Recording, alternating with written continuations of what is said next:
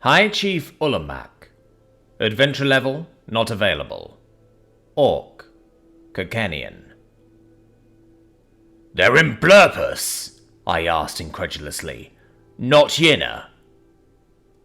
Great Chief Torman nodded gravely. The grey Orc in front of me had ridden night and day to bring me this news himself and beg my aid.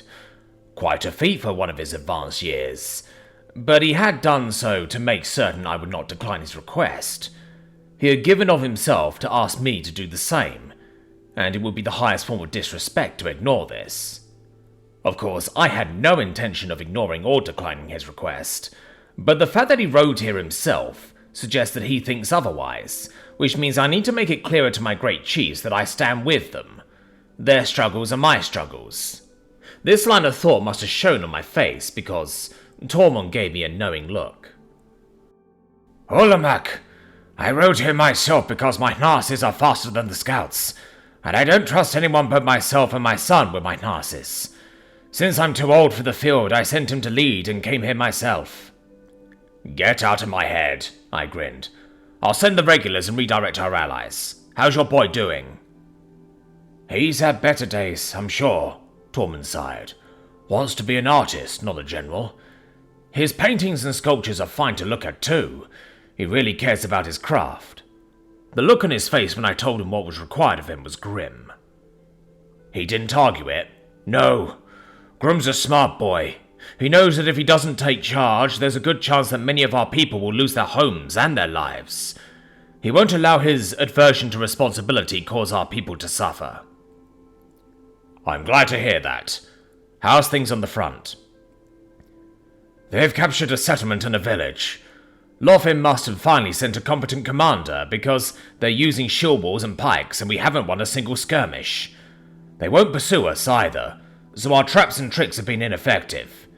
The best we've been able to do is convince them to pull back. The mention of shield walls made the hairs on the back of my neck raise. I'd been hoping I was wrong about the vampires, but phalanxes are one of their favoured formations. It could be a coincidence, but this, along with the fact that the drow aren't sticking to any of their patterns, is alarming. Torman noted my silence and thoughtful expression. You don't think... His eyes went wide as he trailed off. It can't be the vampires, can it? How could they have infiltrated Lothin's inner circle? Torman is old enough that he was raised on stories of his father fighting against the vampires of the Night Kingdom. He had even personally led the charge against the remnants that threatened our borders. Of all the great chiefs, he was uniquely qualified to know how dire a threat the vampires can be. I don't know, but it's not outside the realm of possibility, I said. Lothin's paranoid, but he's also an idiot. His criteria for choosing his generals is well known, and it wouldn't be hard to take advantage of that. But how can this be? Drow can't be turned, and there isn't a single non-Drow noble in the entirety of the Night Kingdom. Lothin's not stupid enough to make a vampire his general, right? I don't have answers. It could be that the drow in question is simply working with the vampires, or it could be that Lothin couldn't find a general among his nobility and hired a mercenary. Regardless, something is definitely off about this invasion. Have there been any reports of vampires in the field? No, none at all. There's that at least, I said as I rubbed my chin. So either I'm wrong about my hunch that the vampires are at work here, or Lothin is unaware of the vampiric influence on this invasion. What if he's dead? Torman asked. Can't be. One, I'd have heard about it. Lothin doesn't pay his staff well enough to keep their silence. Two, there's a functional drow army. The nobility of the Night Kingdom wouldn't be able to pull that off without Lothin. Those strings are too fragile for the vampires to be able to yank them. It's a mystery. Torman sighed and leaned back in his chair. Still, doesn't change what must be done. Blurpus must be defended. What are we going to do about the shields? Shields won't help them if they attack your keep, but for the field we may want to look into mounted mages, I suggested. Or axes. Axes would probably be cheaper. They're using pikes and spears. The axes have trouble closing in. I like the idea of a mage cavalry, though.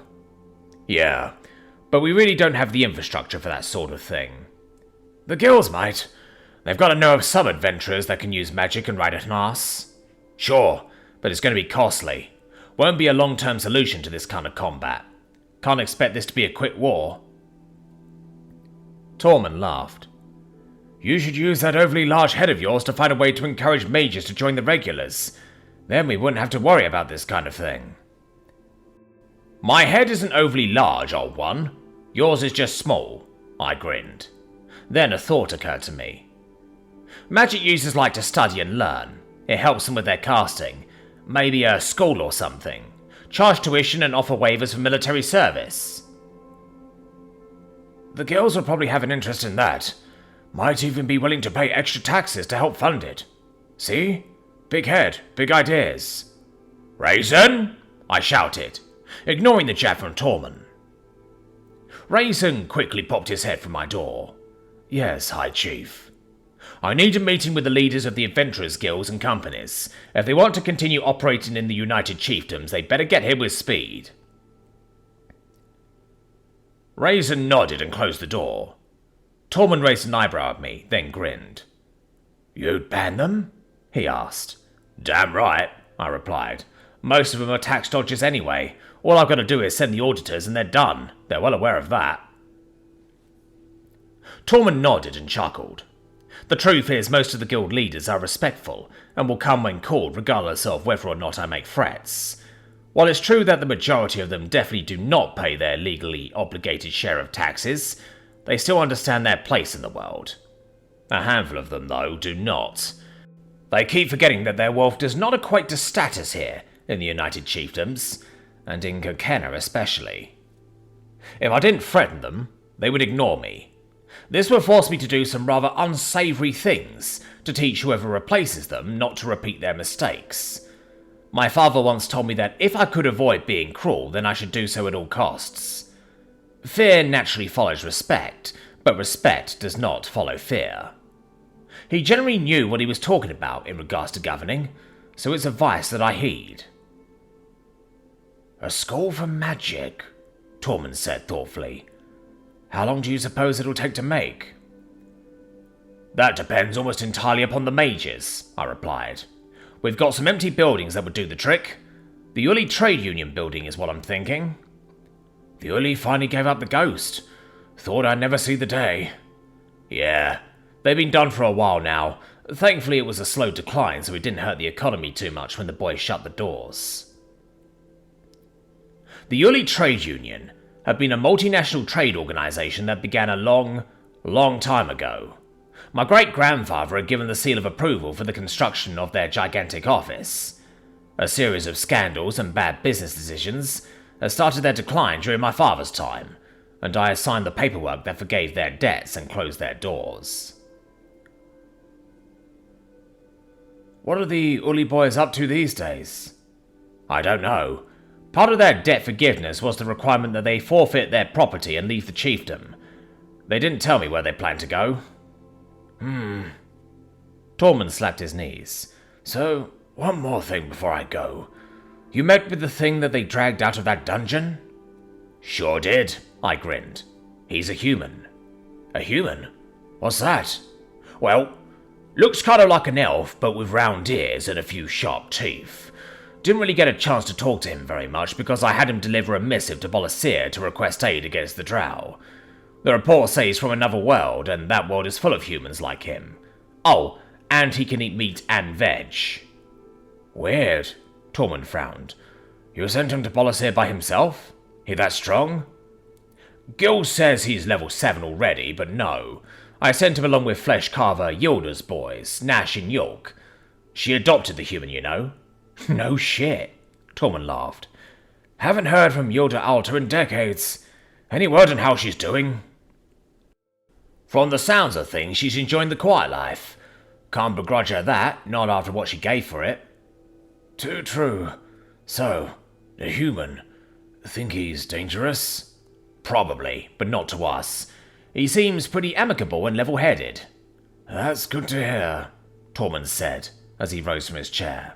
So long as you've got some idea as to what you're doing with the human, I'm fine with whatever you decide. I should get back.